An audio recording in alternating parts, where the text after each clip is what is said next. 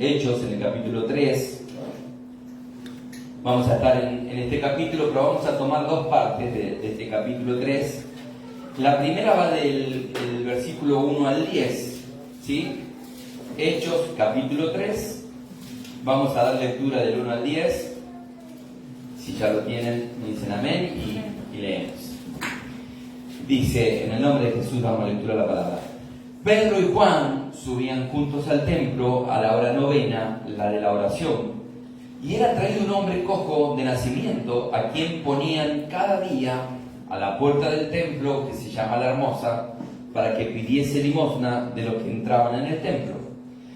Cuando vio a Pedro y a Juan que iban a entrar en el templo, les rogaba que le diesen limosna. Pedro, con Juan fijándole en los ojos, le dijo: míranos. Entonces él les estuvo atento, esperando recibir de ellos algo. Mas Pedro dijo: no tengo plata ni oro, pero lo que tengo te doy. En el nombre de Jesucristo de Nazaret, levántate y anda. Y tomándole por la mano derecha le levantó, y al momento se le afirmaron los pies y tobillos, y saltando se puso en pie y anduvo, y entró con ellos en el templo, andando y saltando y alabando a Dios. Y todo el pueblo le vio andar y alabar a Dios, y le reconocían que era el que se sentaba a pedir limosna a la puerta del templo, La Hermosa, y se llenaron de asombro y espanto por lo que le había sucedido. Automáticamente, luego de la sanidad, sigue relatando este capítulo que todas las personas quedan perplejas, ¿no? Porque lo conocen al cojo, lo veían todos los días en el templo de La Hermosa. Las dos características fundamentales de esta persona es que tenía una imposibilidad física, y la otra, que al tener esa imposibilidad física no tenía cómo subsistir, entonces pedía limosna. Y muchos agarraban los templos o el templo, un lugar donde la gente va más predispuesta a dar, ¿no? Cuando uno va a la iglesia, hasta queda mal si estás entrando a la iglesia y está alguien pidiendo a la puerta no darle algo, ¿no es cierto? Pero Pedro los interpela, ¿no? Diciéndoles por qué se maravillaban, exaltando él a Jesús, a quien ellos hacía poquito lo habían visto irse a Jesús entre las nubes, ¿no? Al cielo.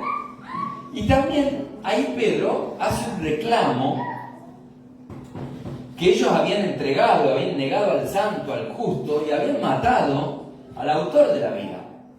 O sea, Pedro no se pone a festejar que el cojo está saltando ni demás. Ahí mete el bisturí a fondo. Dice: no, bueno, ¿ustedes festejan esto?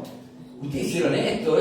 Y también les dice que lo habían hecho por ignorancia, y les habla que Dios cumplió la obra que había venido anunciándose por los profetas, que Cristo tenía que padecer.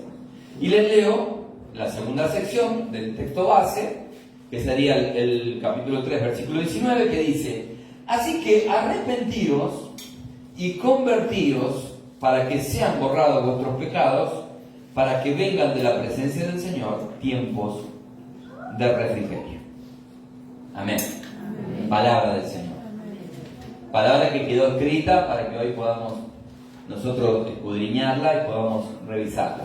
Hay una anécdota sobre un sabio que hacía milagros. Un sabio que tenía un alumno, y se le suma, iban caminando con el alumno, se le suma un terrateniente poderoso del lugar, y el poderoso le dice al sabio: me dijeron que no solamente sos sabio, sino que tenés poder para sanar, para hacer milagros. Y el sabio dice: mirá, el poder yo no lo tengo, suceden milagros, pero el poder está en Dios. Y es verdad, sí, suceden los milagros. Entonces el sabio le dice: yo solamente tengo fe, y los milagros suceden. Entonces el poderoso dice: bueno, yo quiero tener esa fe para también realizar estos milagros que vos hacés. Mostrame uno, por favor. Entonces, así yo puedo creer, ¿no? Si vos tenés fe, yo quiero ver para creer. Entonces el sabio le pregunta: ¿esta mañana salió el sol? Y el poderoso: sí, claro. Y el sabio dice: ahí tienes un milagro concreto. Y el poderoso, un poco fastidiado, le dice: no, pará, lo vemos al sol. Yo quiero ver un milagro verdadero, quiero, no sé, vi que salió el sol, ocultarlo ahora. O sacarlo de una piedra, o no sé, mirá, hay un conejo herido en la vereda, estaba a punto de morir. lo podés sanar, es algo concreto que yo puedo ver. Y el sabio le responde, ¿es verdad que tu esposa acaba de dar a luz hace algunos días? Y el poderoso entusiasmado le dice, sí, fue varón y es mi primogénito. Ahí tienes otro milagro, el milagro de la vida, dice el sabio. Ya el poderoso incómodo lo increpa y dice, no entiendes lo que yo quiero, y el sabio lo interrumpe. Dice, no, te has explicado bien, yo ya hice todo lo que podía hacer por ti, lamento no darte lo que quieres. Y este poderoso terrateniente se va triste. Lejos, cuando va caminando lejos, el sabio se arrima a la orilla de la vereda, toma el conejo, toca sus heridas, hace una oración, el conejo se reincorpora y sigue caminando. Y el joven alumno desconcertado le dice, maestro, te he visto hacer estos milagros un montón de veces, ¿por qué no se lo hiciste ver al poderoso? ¿Te negaste a mostrarle al caballero? ¿Por qué lo hiciste cuando él no lo pudo ver? Y el sabio lo abraza al muchacho y le dice, casi en el oído, lo que él buscaba no era un milagro, es un espectáculo. Le mostré dos y no pudo verlos. Y el sabio le dice, mira, no puedes pedir grandes milagros si no has aprendido a valorar a los pequeños que se te muestran día a día. Y los discípulos habían tenido el milagro del Hijo de Dios entre ellos. Y si bien ahora ese milagro divino ya no está entre ellos, después de Pentecostés, los discípulos habían sido llenos, ¿no?, del Espíritu Santo, y comienzan a experimentar ellos un poder que no era de ellos, que venía de Jesús. Así que había algo sobrenatural que hacía quedar maravillado al resto, que no lo podían entender.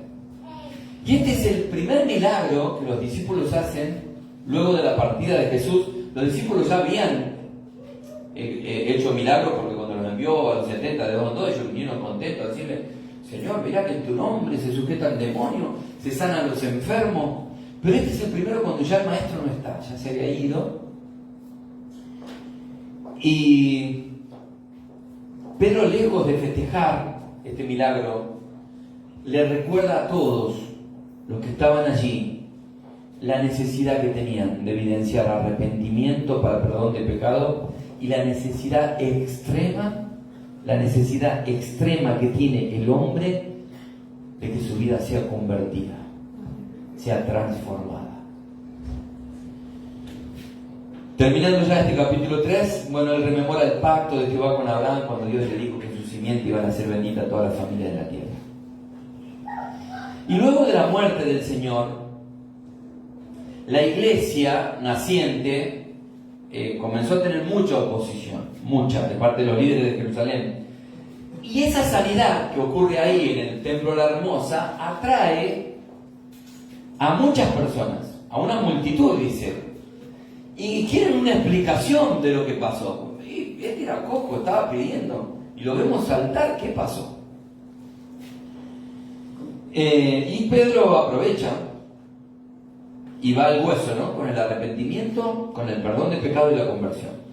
El día se consideraba que el día ahí en la cultura judía empezaba a las 6 de la mañana y terminaba a las 6 de la tarde. La hora tercia eran las 9 de la mañana, la sexta del mediodía y la novena era más o menos las 3 de la tarde. Eran 3 momentos donde ellos iban a orar. Y los que vivían lejos del templo se ponían mirando al templo, si estaba en el oeste, en el sur, en el norte, siempre y hacía una oración, ¿no?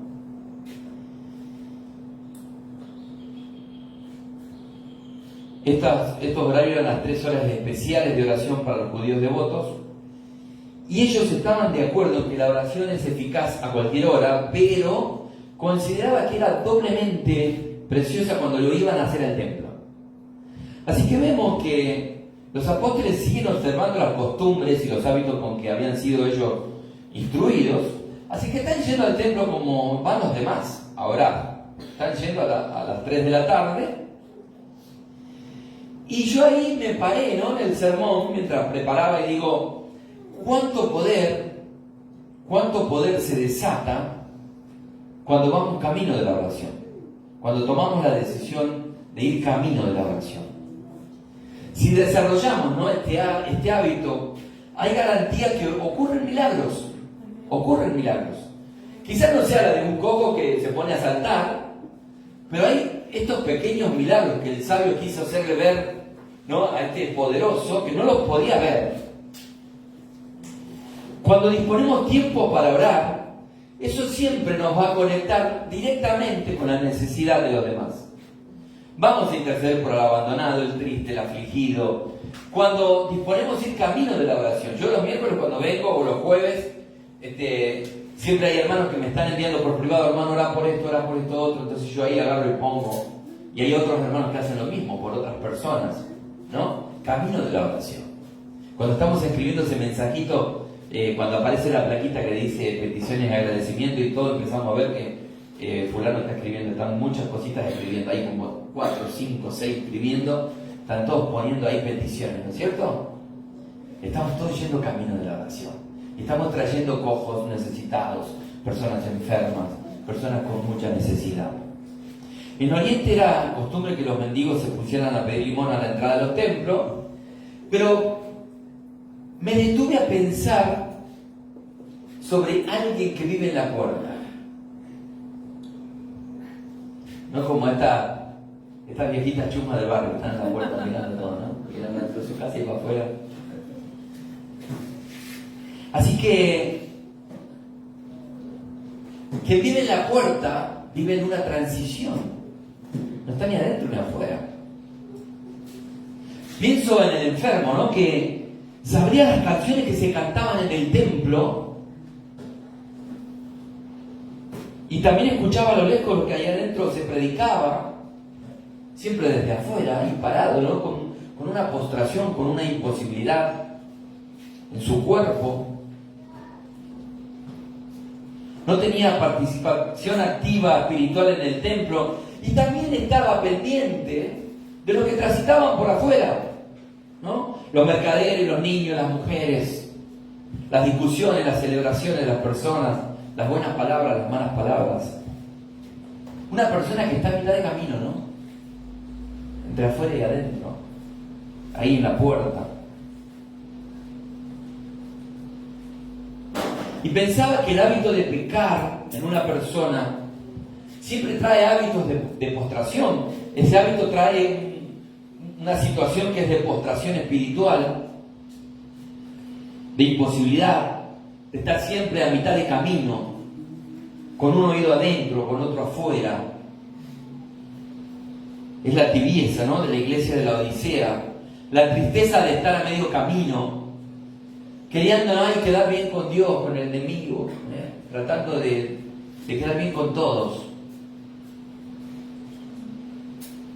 Y hermanos, hubo un tiempo que los milagros eran necesarios, los visibles. Se necesitaban, ¿no?, como garantía de la verdad y el poder del Evangelio. La iglesia estaba siendo muy tambaleada. Acababan de matar a Jesús, era bravo, habían prometido muerte para sus discípulos también. Y en ese tiempo se daban dos circunstancias especiales. La primera, que habían hombres apostólicos vivos que habían tenido una relación personal irrepetible con Jesucristo. Cosa que nosotros no. Nosotros todo lo que hacemos es por fe, porque no vemos, pero ellos lo tuvieron a Jesús, ¿no? Y la segunda era que había una atmósfera de expectación de todo el mundo, porque los religiosos, después que matan a Jesús y ven lo que pasa en el templo, que hay un velo gruesísimo que se rompe, todos quedaron upa. No decían nada, pero en el fondo sabían que se habían mandado una macanita. Y yo siempre intentando hacer una bajada, ¿no?, con nuestro tiempo, digo, bueno, le voy a preguntar a la iglesia, ¿qué opinan ustedes? ¿Han dejado de suceder los milagros? ¿No? No. ¿Alguno de ustedes vio alguno? ¿Sí? Me levanté hoy. Te levantaste hoy, buenísimo. Ahí el sabio el sabio te hacía ver el conejo vos, cómo caminaba. Hay milagros todos los días, por todas partes, de parte de Dios. Si no respirábamos el siguiente segundo, viajamos en una carroza en 4 tablas. Un importante médico dijo: yo pongo las vendas, pero Dios es el que sana las heridas. Y como el sabio le decía a su alumno, no hay milagro todos los días y por toda parte. El tema es que a veces no hay ojos para ver esos milagros, ¿no? Hay oídos que no quieren escuchar esos milagros. Jesucristo discernía la obra del Padre en la naturaleza y en la vida. Para el que tiene la fe desarrollada en su espíritu, Dios siempre está presente en toda situación. Amén. Para el que tiene la fe desarrollada en su espíritu, Dios está siempre presente en toda situación. Y pero hermano, si yo te cuento la mía, Dios está presente ahí. Amén. Él está en control, llevando adelante su plan de amor. Su camino dice que no son los nuestros, según lo que está escrito en Isaías 55:8. Para que esto sea una realidad en nuestra vida, tenemos que tener puestos los anteojos de la fe. Sin fe es imposible agradar a Dios. Tienen que estar esos anteojos. Y pensaba, ¿no?, en la obra de Dios en nosotros, en nuestras familias, cuando escribía el devocional para el mes de diciembre, que está en el boletín de este mes. Viendo lo que el apóstol Pablo escribía por el Espíritu Santo a los filipenses, él estaba persuadido de que había comenzado la buena obra, la iba a perfeccionar hasta el día de Jesucristo. Amén. Y cuando hay cosas que te duelen en la vida, cuando hay cosas que Dios está trabajando en tu carácter, en tu dominio propio, en todos esos pensamientos que no puedes parar, en todas esas cosas que no podés manejar, cuando Dios está trabajando en eso, está perfeccionándote hasta el día de Jesucristo. Amén. Amén. Eso se trata, el perfeccionamiento se trata de el cómo procesamos nosotros las pruebas, las situaciones, los embates que se presentan. Cada día vamos saliendo, ¿no?, como más armadito, vamos, no, esto yo ya lo viví, ya vamos teniendo, ¿no?, otro temple.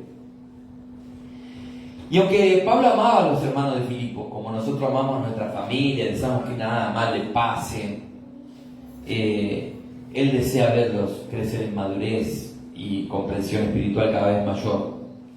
Y él sabe, apóstol Pablo sabe que el tiempo va a pasar y que él un día no va a estar para acompañarles.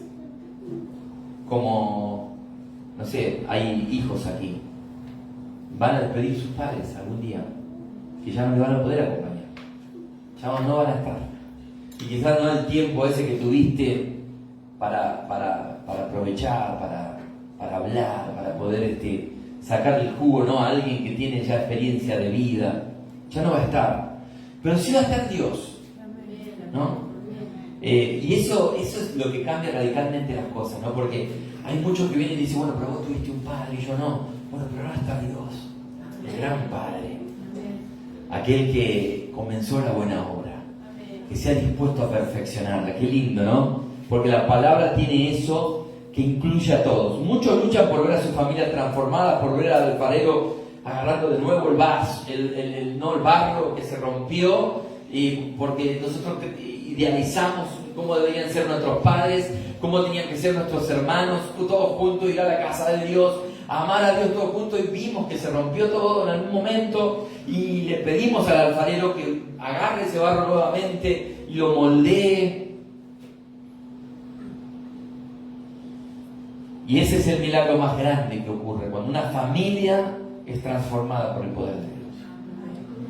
Transformada. Como esa obra que empezó en la casa del carcelero en Filipos, donde él y toda su casa reciben la salvación. Dios sigue teniendo esos planes para ti y para tu familia. Serán salvos tú y tu casa. Nunca te canses de orar, nunca te canses de llevar esta causa a Dios. Cuando hablo de la enfermedad, está la del plano físico, por la cual siempre oramos y creemos que Dios puede sanar. Hemos visto este año sanidades en este lugar. Pero las peores son las enfermedades espirituales. Quizás, bueno, por eso cuando estos discípulos que yo les conté, ¿no?, que habían salido los 70 de dos en dos, que van y hacen un montón de milagros, vienen a Jesús y dicen: Señor, en tu nombre hicimos esto, y levantamos muertos, y vos sabés que le dijimos, y se iban los bichos, y y se sanaron los enfermos, y el Señor le dice, qué bueno todo eso, pero hay un milagro aún mayor. ¿Cuál es? Yo lo he predicado un montón de veces esto. ¿Cuál? En que nuestros nombres estén escritos en el libro de la vida.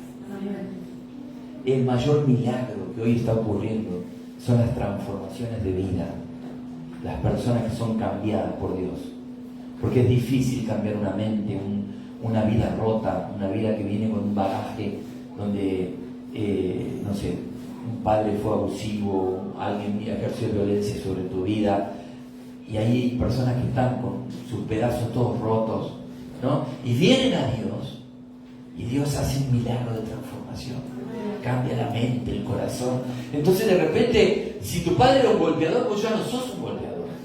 Se rompe algo en tu línea generacional, porque Dios hizo un milagro de transformación en tu vida.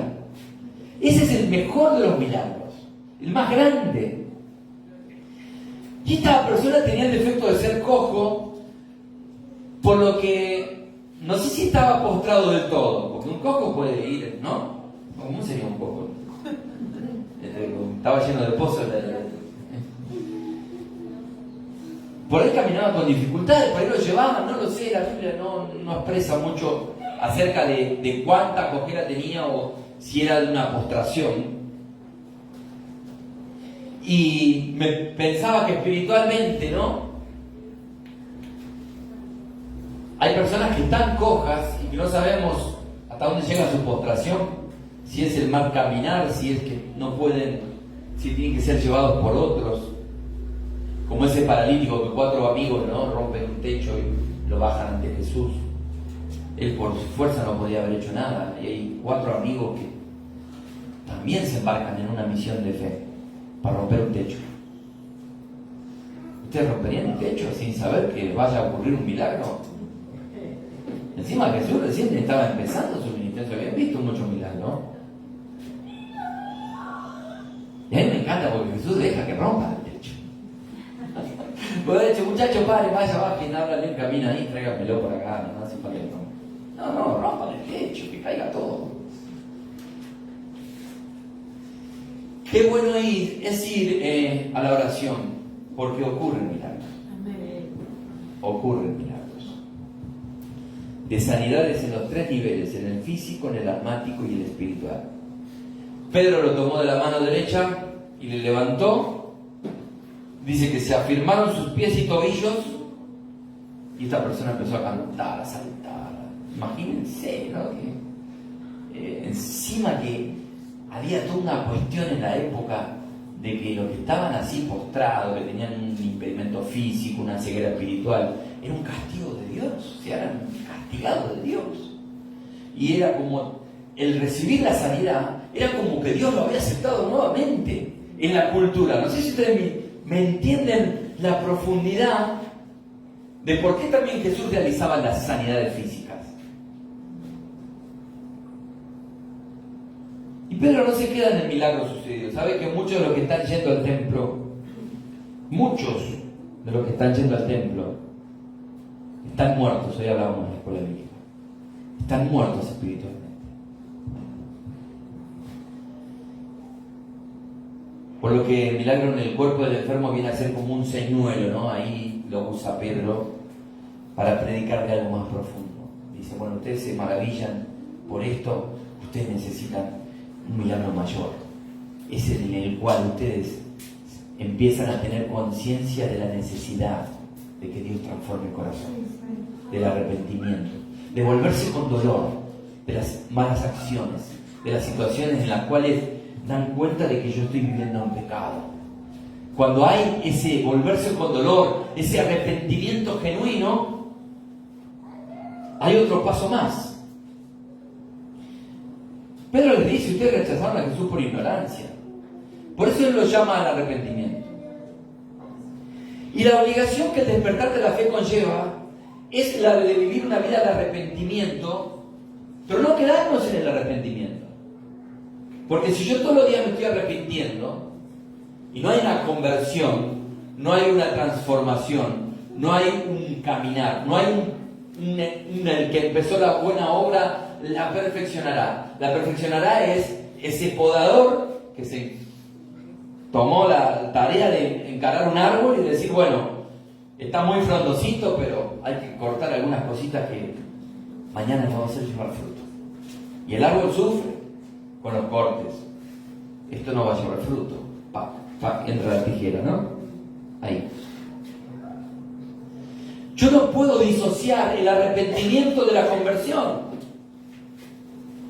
Si no van los dos de la mano, no ocurre nada. O sea, todo el tiempo nos estamos arrepintiendo y no sucede lo más importante en nuestra vida, que es la conversión. Arrepentirse no es simplemente cambiar de idea, porque es más fácil cambiar de idea que cambiar de vida. ¿O no? Bueno, cambié de idea, ya está. Pero llevar eso a los actos, llevar un cambio a nuestra vida. Y el cambio de vida te tiene que llevar a dejar de conducir por un camino viejo y emprender uno nuevo. De eso se trata la conversión. Y este cambio es tremendo porque afecta a tu pasado en el sentido de que borra tus pecados. Está clavada el acta. Hoy vamos a conmemorar, ¿no? Está clavada ahí el acta que nos era contraria, ¿no? Todo lo que a nosotros nos condenaba y nos llevaba a la muerte segura. Pero también va a afectar el futuro. Traerá tiempos de consuelo, vendrá algo a la vida que aportará fuerza en la debilidad, descanso en la fatiga, comenzando a vivir una vida en la integridad. Ese es el desafío, iglesia. No quedarnos con el acto del arrepentimiento y ya. Bueno, hay un paso más. Eso tiene que llegar a mis acciones. Yo tengo que... lo hace el Espíritu, tenemos que orar también. El camino de la oración por esto, Señor, producir en mí la serie. Yo quiero, Señor, ser limpiado.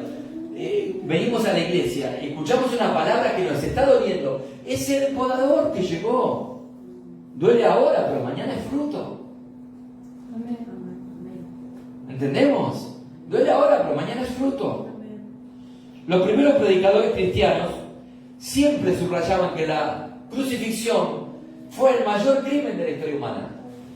Jesús era el santo, el justo, a quien ellos, con solo haberlo aceptado o convivir un día con él, les bastaba, le hubiera bastado para amarlo, para saber que era algo que venía del cielo y seguirlo, ¿no? Como la prédica que hacíamos el domingo pasado. Y ellos en sus predicaciones trataban de impactar a los corazones de sus oyentes, haciendo hincapié puntualmente en la resurrección. Cómo Dios enlaza todo, ¿no? Justo en la escuela bíblica hablamos de esto hoy. En ella Dios había dado su aprobación a la obra de Jesucristo, porque es un hecho que sin la resurrección de Jesucristo, la iglesia, una pregunta que hago, no sé, cada uno la puede responder, ¿la iglesia hubiese existido si Jesús no se hubiese levantado de los muertos el tercer día? La resurrección es la prueba indestructible que Jesucristo es el Señor desde antes de los tiempos. El autor y consumador de la vida y de la muerte. Porque Él es desde antes de los tiempos Señor de la vida y de la muerte. Y la prueba definitiva que la obra de Cristo era la obra de Dios, era la resurrección de Jesucristo de entre los muertos. Y hay ahí una palabra esperanzadora que dice que así como dice que el Padre, así como un día resucitó a Jesucristo de los muertos, también nos resucitará a nosotros. Y esa es la esperanza que tenemos. El día de resurrección. Cuando con un cuerpo transformado en la vida plena del cielo, en el gozo perpetuo, no habrá más llanto, no habrá más dolor. Entraremos, ¿no?, en una dimensión espiritual sublime. Los discípulos siempre estuvieron conscientes de sus limitaciones y ellos nunca se presentaron a sí mismos como la fuente. Siempre eran puentes o canales. No somos fuente, somos puentes. Entonces, cuando hay ungidos del Señor y acá vengo yo, no somos fuente, simplemente somos un puente, un canal. Por eso es con un oído en el corazón de Dios y con un oído en el corazón de la gente, porque el poder está en Dios, no en nosotros. Eso tiene que ser claro en nuestra vida. un ABC. Ahí radica el secreto de la vida cristiana. Pedro les refiere que eran ellos los desobedientes de aquellos profetas a los cuales Dios había encargado que se escuchase. Y por tanto ellos, como descendientes, eran los beneficiarios del pacto que Dios había hecho con los antepasados. Cuando le dijo a Abraham: tu descendencia será la bendición de todos los pueblos de la tierra. Voy a llamar a mis hermanos. Hoy tenemos mesa del Señor, vamos a agilizar un poco. Si pensáramos en los actores de esta historia, ¿con cuál te identificarías? Te dejo pensando. ¿Con cuál? ¿Serías el enfermo que, postrado con una imposibilidad, estaba en una doble existencia, un ido adentro, otro afuera? Víctima. Y pero yo soy un cojo, no puedo entrar al templo. Yo solo acá, lo único que puedo hacer es pedir limosna. Quizás eras una persona que ibas al templo solamente con la expectativa de ver algo distinto, un milagro. O vienes al templo a ver cosas sobrenaturales, quieres ser. Entonces después, explícamelo.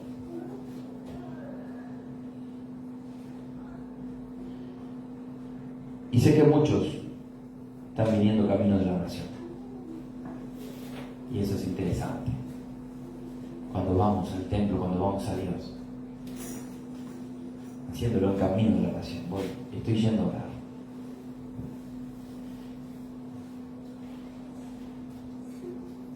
Lo esencial sería que todos vieron el obrar de Dios. Los discípulos fueron usados, el enfermo sanado, el resto de las personas que están perplejas por el obrar de Dios escuchan un mensaje claro y directo en su vida.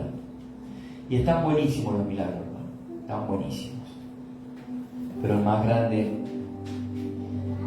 se produce en aquel que, viniendo la palabra de vida, produce frutos de arrepentimiento. Y comienza eso a trasladarse en su hogar. Comienza a haber una conversión genuina, real. Entonces, cuando las pasiones vienen a nuestra vida juvenil, supongamos, ¿no? Esas pasiones que, cuando dice las pasiones juveniles, son pasiones que traemos desde la juventud, que nos abofetean y que están ahí. La palabra dice: huye de ahí. Hay también una responsabilidad nuestra. Y la palabra viene para decirnos que si en nuestra hora novena nos arrimamos a Dios en oración, vamos a terminar esta prédica orando. Él pondrá gente rota, quebrada en tu camino, para que se produzca un milagro. Amén. Yo acompaño a los líderes de esta iglesia que trabajan todo el año arduamente. Me parece a veces que la tarea es hasta pesada en el buen sentido, lo digo porque también está la lucha espiritual, en el cual quiere que todo se rompa, que todo fenezca. Y yo veo hermanos, ¿no?, que trabajan con niños, con adolescentes, con jóvenes, y valoro tanto que están trabajando por esos milagros, para que ocurra arrepentimiento, conversión genuina, para que Dios sea formado en los niños, en los jóvenes, en los adolescentes. El milagro más grande de la vida es esa, la transformación que un día ocurrió en nosotros. Y por ahí estamos rendidos a obras. Yo siento el Espíritu en mi cuerpo que está poniéndome los pelos de punta, porque Dios ha hecho con nosotros algo grande. Ha transformado nuestra familia. Ese milagro es un milagro que nadie de nosotros nos lo podrá quitar.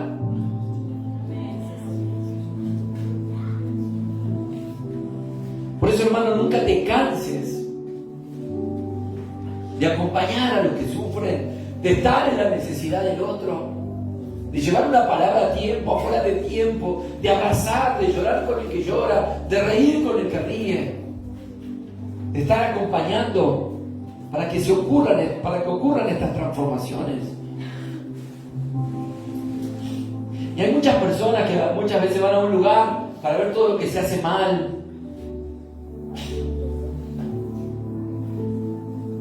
Y hasta se enoja, ¿no? Cuando un cojo empieza a saltar adentro del templo. ¿Qué le pasa a este muchacho que perdió la forma? O eres un escéptico espectador. No te puedes involucrar a la obra de Dios. No es que no querés, no podés. Hay algo que no te deja, hay algo que siempre se interpone. Y yo pensaba que el cojo y el mendigo pedían dinero. Y Pedro y Juan fueron utilizados para darle algo mucho mejor. La posibilidad de usar sus piernas. ¿No? Y yo pensaba que a veces le pedimos a Dios que resuelva un pequeño problema, pero él estaba bien con una monedita. ¿No? El cojo estaba bien. Llega una monedita y ya está.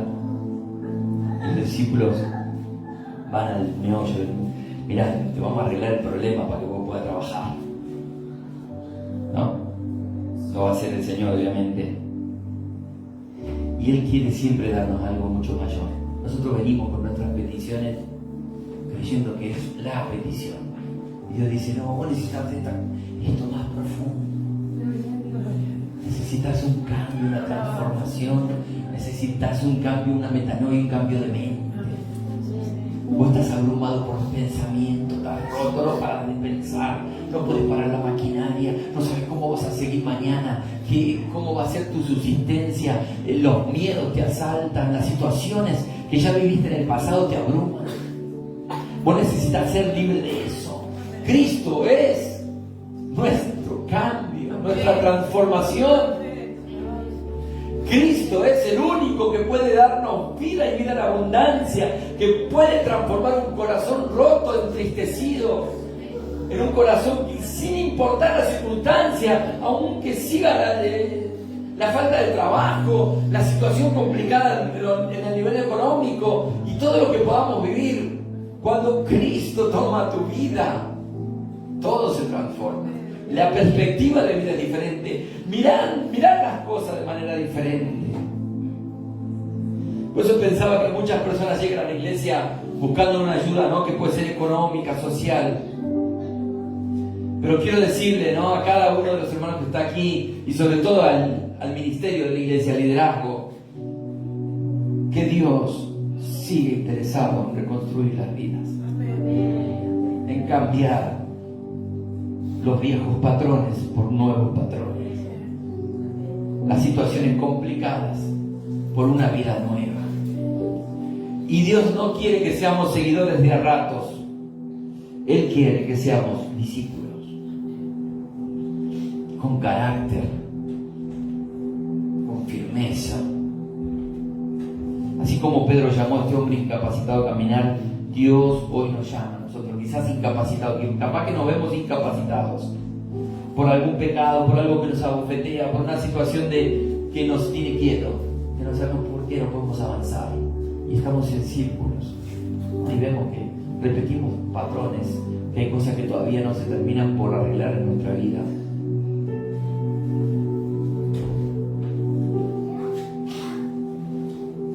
Y yo quiero que mientras mis hermanos cantan algo muy suave, tú pienses en esta palabra. Yo quiero que reflexiones. Cierra tus ojos y reflexiona. Ni siquiera te voy a pedir que hables con Dios, que reflexiones. ¿Con qué actor te identificas de esta historia? Yo me vi cojo. Me vi muchas veces, mientras hacía la prédica, dije, Señor, te pido perdón por mendigar.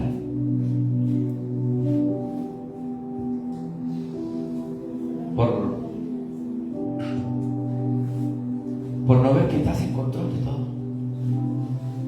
Y querer tomar yo el control. Te pido perdón. Afirmar mis pies, mis tobillos. Así que aprovecha este tiempo para hablar con Dios. Este es un tiempo especial.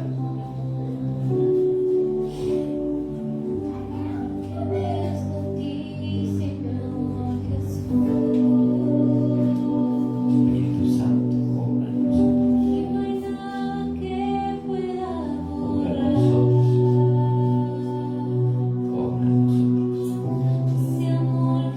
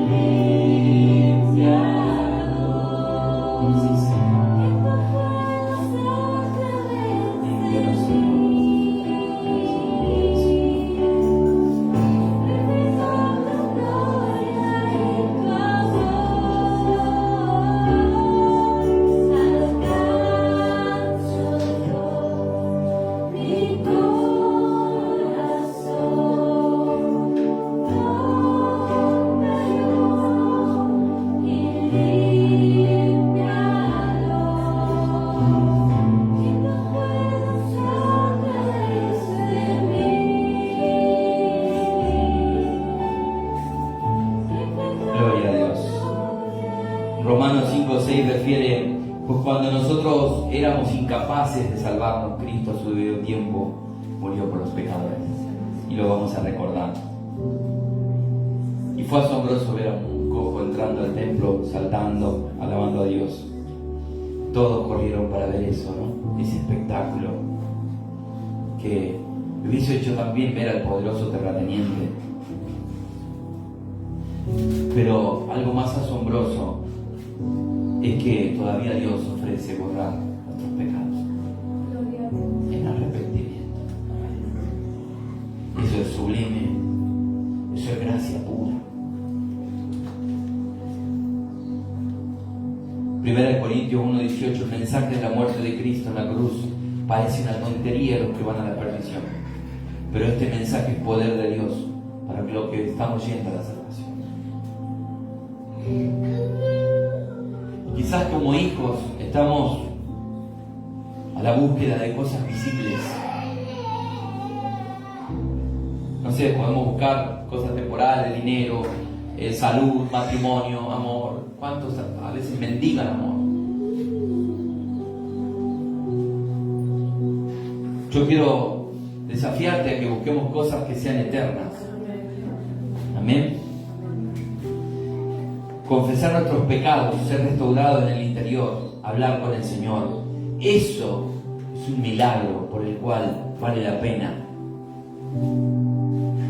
ocurra en nuestra vida. Amén. No te olvides, el que empezó la buena obra tiene la intención de perfeccionarnos hasta el día de Jesucristo. Para siempre encontré mi lugar.